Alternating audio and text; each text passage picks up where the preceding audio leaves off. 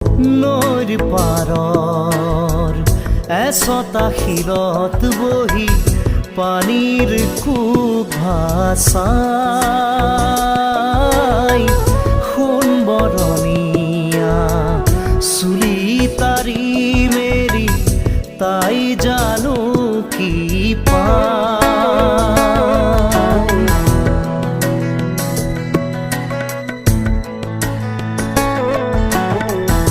নৈৰ পাৰৰ এচটা শিলত বহি পানীৰ কোব ভাচাই